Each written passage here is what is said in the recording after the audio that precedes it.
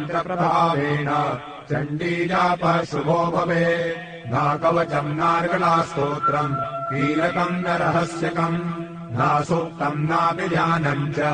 न न्यासो न च वाचनम् कुञ्जिकापाठमात्रेण दुर्गापाठफलम् लभे अधिगुह्यतरम् देवि देवानामपि दुर्लभम् गोपनीयम् प्रयत्नेन स्वयोनेव पार्वती मारणम् मोहनम् वश्यम् स्तम्भनोच्चाटनादिकम्